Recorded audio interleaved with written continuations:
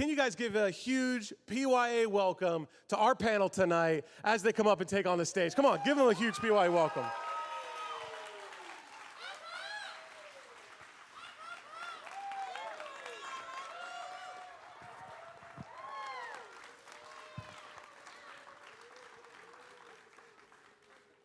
Y'all have been getting better every week at that. The first week it was like you clap for a minute and then we awkwardly got on the stage. And then this week you knew to clap the whole time. That's what this ministry is about, growth, not perfection. Amen? Amen. All right. Okay. Y'all aren't ready. I'm preaching already. Y'all aren't ready. Okay. Let me introduce the panel by allowing them the opportunity to say hi so you know why they're on the panel tonight. And then as we're doing that, start sending in some questions. And as soon as I get some good questions, I'll start asking them. So while y'all are sending in your initial questions, again, you can just text them. That number's on the screen. Let's introduce the panel tonight. So we'll start over here on my left, and then we'll work this way. Go ahead. Hello, my name is Cassandra, and I am a licensed professional counselor intern working here at Praise, new to Praise. And I'm on the panel because of that. I've spent some time working with people who have suffered a lot of abuse and trauma in their life. And also this past year, our house flooded, so we've gone through that, and I've had 2 family members just in the last couple of months be diagnosed with stage 4 cancer. So in the middle of it now and working with people, so that's my story. Yeah, thank you so much for being here tonight. I appreciate it. My name's Jenny, and I'm on staff here. I'm a counselor here at Praise. And I think that I have some cred because I have 6 children, so I do quite a bit of suffering on a daily basis. But no, in all seriousness, being a counselor, I've walked through quite a bit of suffering with other people, but I've had my own share as well. I'm a childhood sexual abuse survivor, so I have that I can surely offer to my clients when we do talk about abuse and other things. My passion in counseling is with abuse, and then also working with women's issues, postpartum, peripartum, menopausal, things that are way, way, way in your future. But those are some of my passions. Awesome. Thank you. I'm Courtney. I'm on staff here at Praise with the Praise Kids Department. If you were here last year, though, you know that we were on the suffering panel then. I've had miscarriages, we've lost a child, and then most recently, our home was flooded by Harvey, so that is why we're here tonight. Hi, I'm Will. I'm on staff here at Praise, oversee creative, and this is year 2 on the suffering panel. So can't wait to answer some questions, hopefully, for you guys tonight. Yeah, for a different reason this year. Most recently, this weekend, you even encountered. Oh, yeah, we left church, and it was awesome, and then our neighbor backed into us. And that was... We were like, suffering panel. The first thing men think about when that happens is, how much money did I just lose? Isn't that the first thing you thought of? That was the first thing I think of when stuff happens. I'm like, oh, there goes $1,000. Jesus and not be... That was your fault. What's going on? Your insurance. No, but we're excited about the opportunity. Jenny, how do you know, or Jenny or Cassandra, how do you know when it's time to seek counseling versus when it's just an issue that needs some time to resolve? It's a question that's coming in. So how do you know when it's time to seek counseling versus when it's just an issue that needs some time to resolve? Well, there are certainly situational issues. So you might have some depressive symptoms or some anxious symptoms surrounding a certain situation or experience. And many times those are the experiences where we can get close to our fellow Christians and people who love us, where they can breathe truth and life into us. And usually that can be kind of resolved on its own. When it becomes something that may not be situational, just situational, but is a feeling of depressive symptoms or anxiety or many other potential symptoms, and those don't go away with the truth and life that's being breathed in, and you have tried everything that you know to do, then many times that is when it is key to know, hey, I need a little bit more than what I'm getting, and that's when counseling would be appropriate. Yeah, I agree with that. And also, just to kind of put it out there, I know tonight's about suffering, but I very much view, so I meet with Jenny once a month, just because it's staff, is that not necessarily because of an event in my life, but because I want to become a better person. And so counseling is very much for, stuff like that, hard traumatic moments, but it's also for like people who just want to know themselves better, be able to know how to express themselves better and become better people as well. So you kind of get to work with both of them. And so what is it like to counsel Jimmy Banks? That's the next, I'm just kidding, that's not in here. No comment. No, okay. It's because she's not allowed client information, right? Not because there's something she doesn't want to talk about. No, there is a stigma on counseling still, of course. I would love to eradicate that, but that's not going anywhere for a while. Of course, movies and other things seem to perpetuate the idea that you must be absolutely crazy to go see a counselor. But I believe that seeing a counselor is very much like going and getting a massage. We would all benefit from having better communication, and we would be better people if we had enough money and time to invest in both of those things. Yeah. There's a few questions coming in. I've seen this about 3 or 4 times. It just talks about what's the best way to support friends or loved ones as they're dealing with their suffering. That might be like the first step of us trying to crack through the wall of being like, oh, it's my friend who's suffering, to getting to the place of being like, I'm suffering. So we'll start with that. You know, I have a friend who's suffering. How do I help them? We'll start there, kind of thing. But that's the question. I've seen that on here 3 times. What's the best way to begin to support friends or loved ones as they're dealing with suffering? I think often we just want to jump in and we want to solve their problem for them. You know, we want to give them ideas. Well, maybe if you did this, maybe if you did that. And really the best way to support someone is just to be there for them. You know, do you need anything? Yeah. Can I give you a hug? You know, just let me know. I'll go do anything for you. And just letting them know that you're there for them means all the world to most people. I would say on that too, it's okay to say that you don't know what to say. Because typically, I think in our situation, like we're both looking at each other sometimes going, we don't know what to say to ourselves. So we don't expect anybody else to know what to say either. So it's more of just don't disappear so that that person doesn't feel ignored. Be there, but it's okay if you don't know what to say. Your presence usually speaks for itself. Yeah, it's just so overwhelming, you know, in our situation, just the amount of stuff we had to just wade through to figure out with insurance and with sorting through possessions and figuring things out. And just having somebody, I remember Eric Earnhardt, if you don't know Eric, he's one of our trustees here at Praise, and he would just like show up and be like, so what are you working on? I'd be like, I know I need to be working on something, but it's so overwhelming, you know. And so he would offer ideas and offer just his presence, you know, and just that little bit of, you know, just being there and showing up and stepping into the mess as we've talked about, right? Yeah, absolutely. And it's really what I was trained as a pastor, is just to listen. Is the best thing you can do is just show up. Just show up into someone's life and just listen. When even as a man, I want to know everything so I can give them great advice or great wisdom, when really they just want someone to talk to and someone to speak into their life. And so a lot of people either won't step into their life because they don't know the answers, so that kind of holds them back. Well, I don't know what to say to them when they're dealing, you know what I mean? But if you know that your goal is just to listen, your goal is just to reflect and just to love on them, and don't let what they're saying shake you, just love them and listen, I think that's a great way. And then also I would say, make sure that you point them in the right direction. Right? If you're going to help your friends, help them to go in the right direction. And I kind of always have this phrase that I use. I say, in the middle of your suffering, you have pretty much 2 options.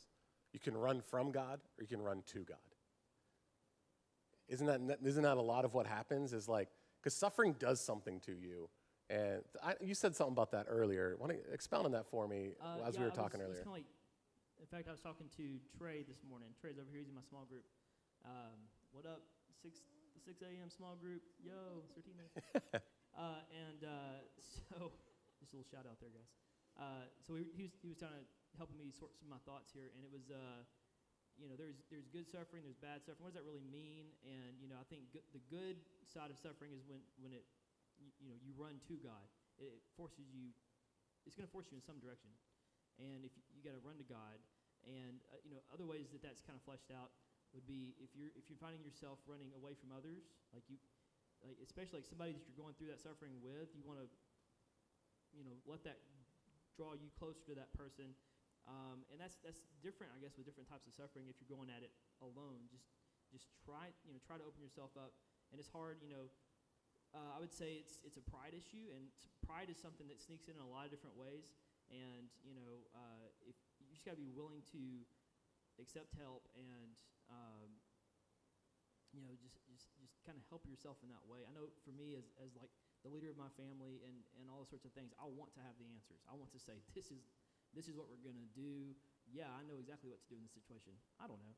You know what I mean? And you just got to be willing to set that pride aside and go to God, rely on the people around you. And we're fortunate here. I mean, if you're in some sort of small group or you're in this environment here at Praise, you're fortunate to be in a family atmosphere. And we're so lucky, here to just have such a support system. Yeah. And that's so important. Don't run away from other people that are wanting to help. And don't give up. I'll just add one thing. I don't know if Peter's here. Peter, I saw you earlier. Anyways, y'all know Peter. He was on the panel last week. Like, some little things that he was doing. He would, consistently bring us food. And we would be like, this is awesome, because we didn't even think about food, right? Because we're, cleaning our house out. And Peter, there were even some things, like Peter has offered above and beyond that. And we just to know that, and we haven't actually taken him up on some of that stuff, but, just to know he's there and he's thinking about it. And, Jenny and Brian offering their RV to us was just stinking incredible, So you guys run to and rely on other people. And don't let pride be a stumbling block to keep Yeah. you. That's super good. To expound upon that a little more and choosing to run to Christ in the suffering, I think, though, it's important for us to give ourselves a little bit of freedom to have those weak moments too, because I think strength comes from weakness, and we can't show Christ redemption unless we have been weak. And in those moments of weakness, then we can be made strong. And so I think it's important to not feel guilty or put a bunch of pressure on ourselves when our first inkling is not to run straight to him, and to recognize that he is the truth and that's where we need to go, but that our first thought may not be to do that, and we've got to flesh through that. And that's great, because that goes into a question that actually just came in. So I think it's in response to what we're talking about. But how do you express your emotions in a healthy way? I'm assuming that's in the light of suffering, but how do you express your emotions in a healthy way? Because I think we were talking about before service that, sometimes the church just kind of tells you to, you don't have faith if you express your emotions in a suffering sort of way. Talk about that for a minute. How do you express your emotions in a healthy way? It's important just to express them. I know that's something I struggle with a lot, is I try to push things under the rug, no, everything's okay, I'm fine, and we get the feeling that as Christians, that's what we're supposed to do. If you've got God, everything's okay, we don't need to worry about anything, and it's not really until you do start expressing those emotions that you can work through them. Yeah. Tell the story. Can you tell the Facebook story? Yeah, I was sharing with them, about 6 weeks after the storm, I had a Facebook friend who was a Christian, and she posted, "Pity party over, get over it." And then she used a Bible verse. I can't really remember what it is right now, but to say how I think it had to do with suffering becoming an idol. And I was shocked at how many people agreed with her. And I just thought, here we are. She's not waking up to it. Every morning we're waking up to our house just destroyed. Just trash everywhere. As a matter of fact, how many months has it been? Our house still isn't demoed. So it's easy to say, but until you're going through something, you really can't understand. And Yeah. So yeah. I think for me, expressing those emotions in a healthy way looked a couple of different ways, and still sometimes does. One was having friends that I knew I could be safe with. Shout out Karen on the live stream. Having those people that I knew that it was okay. I didn't feel like if I broke down in front of them, I was losing my foothold, or, oh, well, you know that I'm on staff at the church, and so if I break down in front of you, you're going to think I can't handle this, or I can't handle this. Having those safe relationships, obviously Will and I as well. And then another way, privately, is sometimes for me, the healthy thing, or what feels healthy, is to be okay to have a breakdown and have a lose it moment in the shower when, kids aren't around, nobody's there to watch, and let God know, like, I feel bad about this. I feel angry. I'm frustrated. Like, none of those feelings are bad feelings to have. And expressing those to a friend or expressing them in counseling or to God lets them be out in the open, so then you can look at it and you can say, okay, I feel this. Now what's the best response? What response draws me closer to Christ? But if you don't ever get it out, then it becomes another one of those isolation things where you just continue feeling like you can carry it on your own, which is opposite of what Christ wants us to do, is give it to him anyway. You know, we tend to think that there's morality connected to our feelings, and it's important for us to feel something and to identify what we're feeling, so then we can respond in the moral way. So my mom is a very godly woman, but she had this amazing ability, and I pray I don't pass it on to my children, but in some ways I'm sure I do. But she had this amazing ability to tell me how I should and shouldn't feel. And I would come home from school and say, hey, this happened to me. And she'd say, oh, well, Jenny, you shouldn't feel that way. That's not what they were doing. You shouldn't feel that way. And so I got used to saying, okay, now not only do I feel bad about what happened, but now I feel guilty for feeling sad or angry or whatever it was. So it's important to identify the feelings so that you can then react in a godly way. If you identify that you're jealous, then learning how to not be jealous or whatever the emotion might be. Yeah, absolutely. There's a phrase that we said that I have been saying recently. I forget where I got it from, but it was like, we can't fix fake. So if you're stuffing your emotions and acting like everything's okay, and you come to church and you're like, yeah, how you guys doing today? You know, we lie the most when we walk in, right? Because, oh, how you doing today? It's just like your brain goes on autopilot. Oh, I'm doing great. No, you've had a terrible day. You know what I mean? And then Tosh even came up to me today, and he was like, hey, man, how you doing? And I was like, the last 5 hours of my life have been crazy. Like, I have not even, walked downstairs in 5 hours. I don't even know if the sun is shining. I'm in a cave upstairs. You know, I've just been after it. But you know what? God's with me. We'll get through it tonight. You know what I mean? It's like, but that's because I've been talking about this. But the other 6 days of the week, I just lie to your face. Yeah, I'm doing great when I'm doing terrible, you know? But you can't fix fake, meaning you've got to actually identify your issues.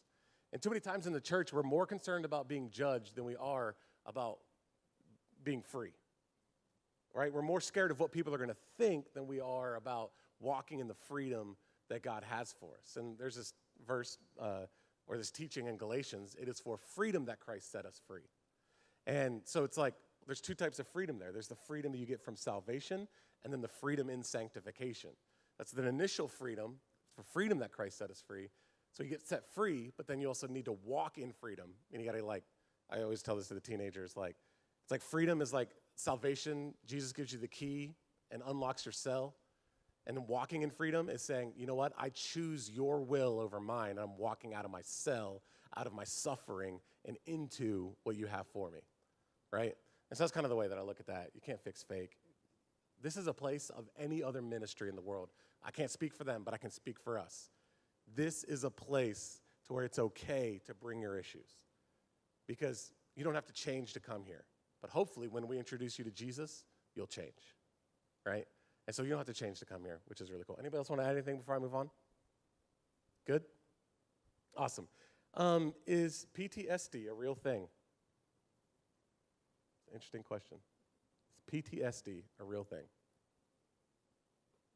Yes, according to the DSM. PTSD stands for post-traumatic stress disorder. Yes, it's a real diagnosis, like a lot of diagnoses, but we can be traumatized by an event and not have PTSD. I can elaborate more on that, but... No, that's great. There's another question on here beneath that says you've referenced trauma a lot. What is that? What's the difference between a difficulty and a trauma? So elaborate more on trauma. Well, I think trauma is relative, right? I mean, there could be trauma in my life that you would not call trauma because you've experienced it exponentially more, and vice versa. But I think trauma is most common ones that people think of when they think of trauma is they think of the most stressful things like abuse, death, loss, health issues. Yeah, you have anything to add specifically about what There we trauma go. is? But Go it ahead. is really relative because trauma could be different. I like what Jenny said about it being relative, because I think trauma for you may not be what trauma for me is, and my trauma experiences, but it doesn't negate that it wasn't traumatic to you. You know, like an example for us is when we were early on married, we had a miscarriage. Well, that was traumatic. Then later on, a stillbirth was more traumatic to us. It didn't negate that the first thing was traumatic, but then the second thing was also traumatic. Harvey was traumatic. Like, you can have different things affect you in different ways, but it doesn't mean that you have to experience the same thing that I did for you to feel the same response or emotions that I felt to my event. Yeah, that's so good. And one thing that was traumatic to you when you were younger, but wasn't when you were older, the difference there is that you grew from it. You grew from the suffering. Talk about that for a minute, especially those, y'all have been through something. Talk about just the nature of growth and how that is tied to suffering. And now that you've been on the other side of it, from your wisdom, give us a little bit of that. I know when we go through things, I grow just knowing I'm going to be okay. You know, sometimes we fear a lot in life, and we avoid situations because we fear, but when you go through something, there's always areas where you can learn, and I always come out of it going, man, I'm a stronger person than I thought I was. And so Yeah. it can really change you if you have your eyes open to be able to see the good in a situation. And we talked about that some, you know, seeing the blessings and things. There's always something that can come out of something that's good. Certainly, I think with wisdom, we are able to handle traumatic events better because we've had that experience. But I think one negative thing about being older and wiser and having experienced trauma is we tend to not be sensitive to what others younger may see as trauma, simply because they have not had the experiences that we have.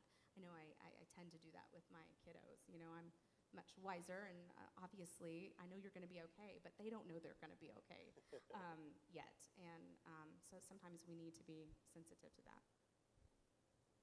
I think when it comes to growth too, like, I don't know if Will feels the same, but for me, I don't necessarily know that I'm growing until the next thing comes along, and then I can reflect on how I dealt with the one before and where God has taken me since then in knowing it. Like, one thing for me is I very much like to be in control, you know, and so starting out, when we were first married, you know, I had the exact plan of how everything was going to go and when we were going to have kids and what we're going to do and where we're going to live. And none of it's like that. None of our story looks anything like what I had in mind, which 10 years ago, 11 years ago would have really freaked me out. But I'm adjusting a little bit more to when it doesn't go how I anticipated, knowing that it's not going to go how I anticipated because I'm not the author of my story. God is the author of my story, so learning to navigate through that. Yeah, absolutely. Yeah, Will, you said something interesting before service about like even the fact that we're sitting in this auditorium right now. We had to go through the suffering to get to where we're at right now. Talk about your growth that you've experienced in your life through maybe the suffering that you've experienced. So certainly seeing what's important, you know, before, you know, I had a black 2004 TRD, Toyota Tacoma. It was awesome. It was paid for. I loved it. And now I drive a dumpy old Buick Century, you know. And so just that pride thing. So I used to, you know, as a guy, I like vehicles, and I used to have Jeeps and stuff, and like just having to like kind of, that's not important anymore. But around me, I see, you know, God restoring me into something that's more reflective of who He is, and kind of reordering my values. You know what I mean? And I think like we're literally sitting in like a silver lining right now. The cafe, the auditorium here, and it's just so cool that on the other side of it, and through the process, like of people coming together, like the people coming from Oregon that built this stage, and all the volunteers and those that helped rebuild this place, the people that helped at our house, and all of our all the neighbors that I know now that I didn't know before, and literally can just walk over to their house and just sit down and chat with them, which we never had that kind of relationship before, because now we have this this shared experience that's so powerful. And so it's just so cool to see God take this and just turn it into a restorative moment and a way that's going to really help push us personally into a deeper walk with Him and with others around us. Yeah. Anybody else on growth? How suffering produces growth?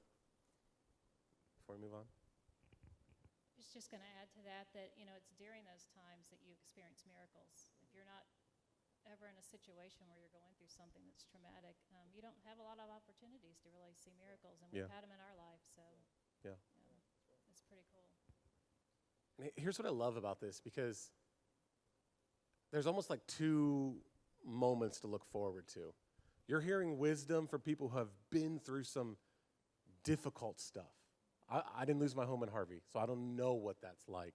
I've never lost a child, so I don't know what that's like. But I have been with them through this, and just by being their spiritual family, you know what I mean? Like I've seen the suffering that they've been through. But now that I'm sitting next to them, and I know that the growth that they've experienced, and that they're better people they are today than they were when it happened, and so it's like you have two elements of hope. The first hope is that you are being refined like fire, like gold has to go through the fire to come out pure as gold, right? That's from 1 Peter. You're being refined, and God is allowing that to happen to you so that you can grow and become a better person, become closer to who He created you to be. So you have that little bit of hope, but then you also have this eternal hope that, you know what, no matter what happens to me, nothing can happen, whatever happens to my body, no matter what happens to my possessions, no matter what happens to my circumstances, I know that my salvation is protected by God, and one day I will live in perfection in the kingdom forever. And so there's this hope that you walk through. There's this peace that you walk through, and the scriptures say it in a couple different ways. It's kind of funny if you really listen to it. In 1 Peter 1, it says it's an inexpressible joy. Well, that inexpressible joy is in the middle of a trauma or in the middle of suffering, there's this little inexpressible joy, knowing that you have eternity secure in Christ. Knowing, and then Isaiah says it this way, that it's a perfect peace. He keeps you in perfect peace. Well, what is perfect peace? Perfect peace is, it may not look like peace when the storm is around me, but my God is with me in this peace right now, in this moment right now, so I have peace. Yeah, and perfect peace is knowing that even when those things are restored, at the end of the day, we're living in a fallen world. We're going to die. Those around us are going to pass away. And at the end of the day, you've got to have that second tier, next level hope that that your security and your eternity is found in Christ. Absolutely. Yeah, absolutely. And I think that's the central core of faith, and it requires faith. I always thought, man, God, why didn't you show me some of the endings when I was going through the suffering? I would have been more pleasant and trusted you more to know, hey, this is what's going to come out of being abused. This is what is going to come out of other losses in your life. And if you'd shown me that, I would have been better. I would have had more faith in you. And he clearly kind of shared with me, no, Jenny, I know you and you know you.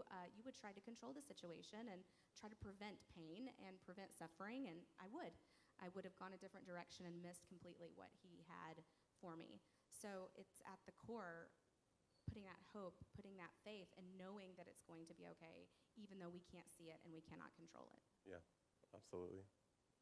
And God works all things together for the good of those who love Him. to where there's a bunch of questions on here, and I feel like bringing Tosh on the stage for this stuff. Or you can just watch the apologetics from last week.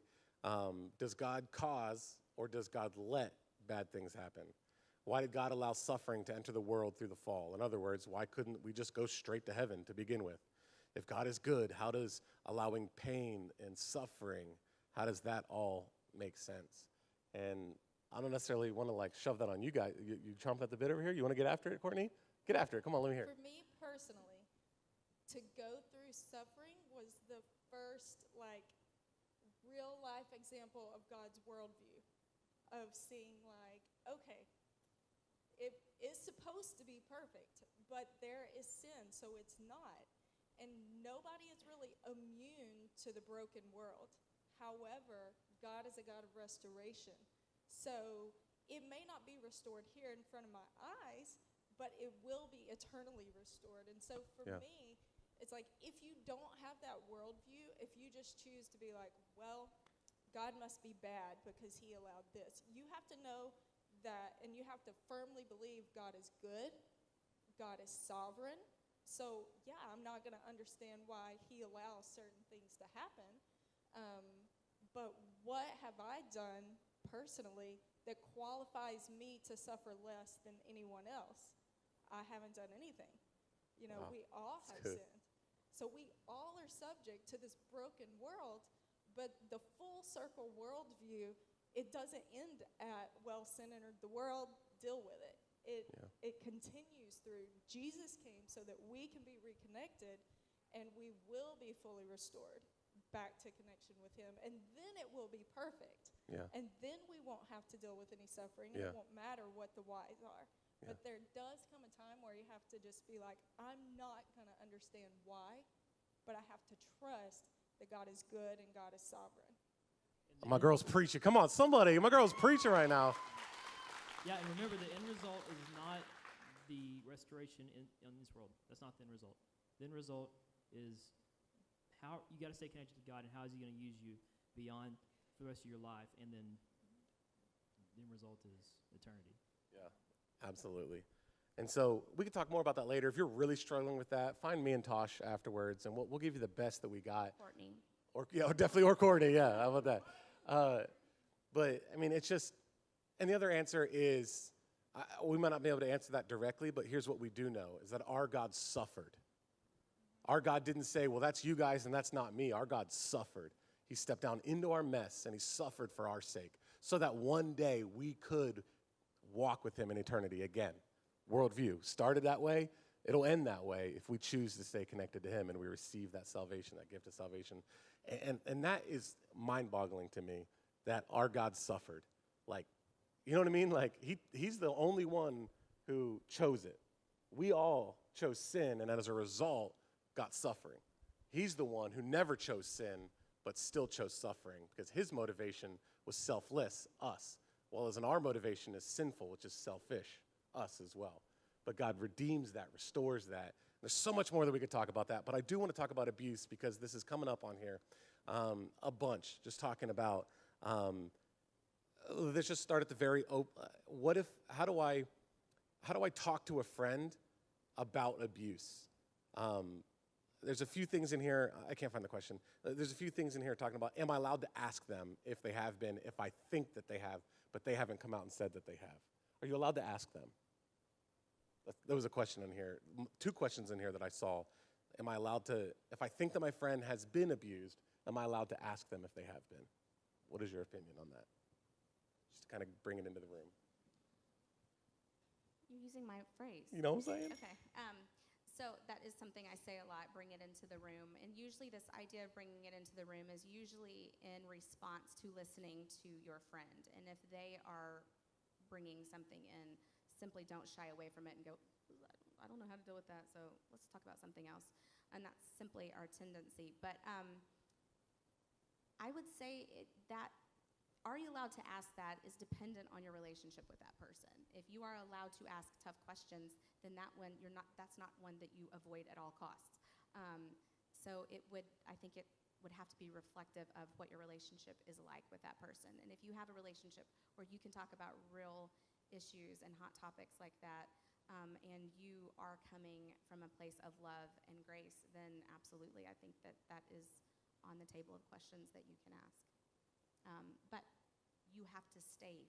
You can't just ask a question and then say, "Ooh, oh, you have? Oh, well, I'm out. You need to make an appointment with Jenny." Yeah. You know, I mean, I think you have to be prepared for what that may look like for you and for that person. Yeah. Stay there for a second. Just say that concept again. If you're going to ask, you've got to be willing. The scriptures would say, bear that burden. Yes. Basically say, by me asking is me inviting myself into your mess and saying, I'm willing, but you've got to come clean. You've got to come bring it out into the open, bring it into the room, but then also help me bear that burden with you. And that certainly does not mean that you are supposed to become a counselor to your friend or guide them through recovery from this, but it does mean that you are invested in the process. That's an important thing, I think, to make a distinction, that it's not your job to save them or fix them, but if you're going to talk about it, Yeah, that's then good. you need to help bear the burden. Yeah, that's really, really good. There's a few people in here talking about depression and how suffering causes, or they're in a state of depression right now because of suffering, because of abuse or because of physical injury to like a back, or like just want to be happy again, tough getting out of bed every day with depression. Let's talk about that for just a second. Let's speak some life into those people about what they're dealing with, whether that's been caused by, something in the past or what they're dealing with. I don't want to overtalk. Do you? Just go for it. Absolutely, our circumstances can cause depressive symptoms in our lives. I think of most addictions usually come from a place of suffering, a place from feeling out of control or some heartache that you've experienced, that many times addictions do kind of sprout from that. And it's in no way a cop-out or I've got my card that I can play all the time, but it's certainly, yes, I think sometimes depressive symptoms come from those moments. I think, again, the distinction is we can be depressed, we can have depressive symptoms based on circumstance. When we have lost someone that we love, we usually are sad, we usually have depressive symptoms, and that would be more situational versus a overpowering, can't ever get out of bed, can't even describe why I am sad. That's usually an indication of something more biological or clinical and not just based on circumstance. So that's kind of the distinction between the two. This is maybe going off topic a little bit, but I tend to think about some of the mental health issues like depression, anxiety, even addiction, maybe even eating disorders would fall into this category, but I tend to think of it as we have a predisposition, and it's hereditary. Some of it is hereditary, that we are predisposed to some of those things, and I kind of think of it as cups, that I have this set of cups of all these different things, anxiety, depression, and in my anxiety cup from predisposition from family, heredity might be higher than your anxiety cup. So if I pour a little bit of life circumstance, stress, into my cup, I may start having symptoms of anxiety because I have a predisposition and a whole lot of stress added to it, versus yours may have a very small level of anxiety predisposition. So it might take a whole lot of stress, a whole lot of life circumstances before you start exhibiting some of those signs. And that would be true of like addiction. It's why some people never struggle with being an alcoholic, and others may have a tendency to do that a little bit of stress or a lot of stress. It's why we can't compare to each other also. It's why we can't say, oh my gosh, you've been through so much and you've got it all together, and I've been through so very little and it's not as much. Yeah. There's tons of questions on here about when do I know that I need counseling? And I think, again, if you remove that stigma of only like serious traumatic people need counseling, you remove that stigma and just look at it as, I want to be the best version of myself. I want to be as close to the man or woman that God has created me to be. Even walking into like an open counseling and be like, And I love that because I've used that a lot. I've learned so much from Jenny over the last few years that she's been here on staff. Basically identifying, is what I'm experiencing situational depression, or is clinical the right word? Just clinical depression. Like, no, this is something hereditary or something imbalanced within me. Well, you'll never know if you never, A, talk to somebody about it, right? You don't want to stuff it. We can't fix fake. Or B, you never have a conversation with somebody that you trust about it. And to say, that's what's so beautiful about someone in this line of work, and that's why we have that on staff here, is to be like, all right, like I've been depressed for a while.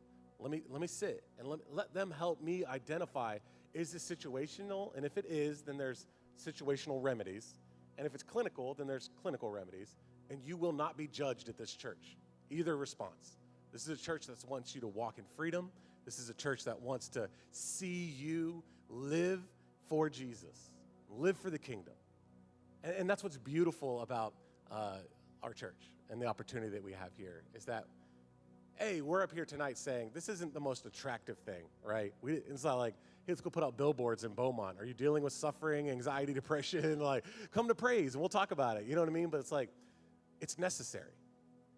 Because on some level, we all have suffered to some degree. Whether it was a boyfriend or girlfriend cheating on you and you suffered through the loss of relationship, or you suffered through death, through flood. We've all suffered on some level. And it all just goes back to where we have hope here. His name's Jesus, who suffered for us. And it all just kind of comes back to that. There's so many questions in here. They kind of all come back to that same thing. Someone put in it, I feel unfair to ask someone to bear my burden with you, right? It's okay to feel that, but be led by your leaders in this moment and say, allow somebody to step into your mess. Allow them to step into your mess. Because especially here at Praise, but I'll say 9 times out of 10, someone is going to be like, thank you, let me help. I may not know the perfect way. You may not have to know all the answers, but you could show up and you could point them in the right direction. And there's plenty of opportunities to point them in the right direction here at Praise and in this family. And you can point them to Jesus, right? I always have this like preacher's trick. When I get lost in a sermon, you know what's the first thing I should do? If I get lost and I forget my sermon, I just start talking about Jesus and the gospel. I just go back to it, right? Because it truly is. It's kind of funny, Sunday school, Jesus is the answer. At the end of the day, Jesus is the answer. We may have to get you some counseling to format it in a way to get you to a place to even understand that, but at the end of the day, Jesus is the answer. So if you don't know what to say, just point him back to Jesus. The best way to do that is to say, you know what? I've suffered as well. Maybe not be on the same level that you have, but you know what? The thing that got me through is this inexpressible joy, this perfect peace, and it came in Jesus. And so to kind of package this all up here tonight, I do want you to go to your small groups and to have conversations in your small groups. And we are going to come back and we're going to end the night lifting up the name of Jesus and going to him, because he is here, right? He is here to help. Jenny, if Can I say one please go. thing? I was about to ask you anyway, so go.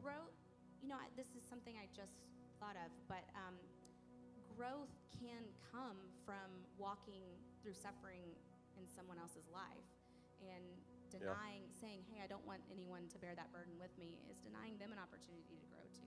Yeah. So it's important to be open to Yeah. that. Absolutely. And even Jesus is like, don't be worried about being taken advantage of, because Jesus is like, I will take care of you.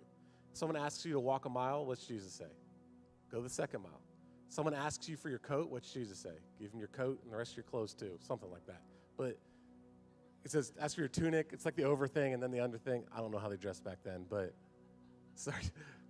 What I'm saying though is like, he's called us to be a light in the darkness. He's called us to reflect the image of God. And that means loving each other just as Jesus has loved us. How did Jesus love us? He stepped into our mess. He suffered for our sake. So let's do that as a community. Let's do that for each other. Jenny, quickly, how do they make an appointment for counseling at Praise? What's the process there, just so we know? The easiest way is for a new client appointment is to go to our website, praisechurch.tv/professional counseling, and go. They make fun of me because I said tab. Yeah, that. Sorry. Go to the tab. You're not supposed to say that on a website. You said it You're anyway. old, All right, you say it continue. anyway. You're saying it anyway. So sorry. Go to the website. Man, go to the website and you can make an appointment directly from there. So if you have any questions, there's a place to ask some questions, and then there's also a place for you to go ahead and make a first client appointment. And you can specify if you'd like to see Cassandra or myself. Cassandra has some other hours that I don't offer for the evenings, and a few other days a week that I don't offer. So hopefully between the both of us that we can meet your situation and your need. And so please take advantage of that. It's incredible. I take advantage of it. It's phenomenal.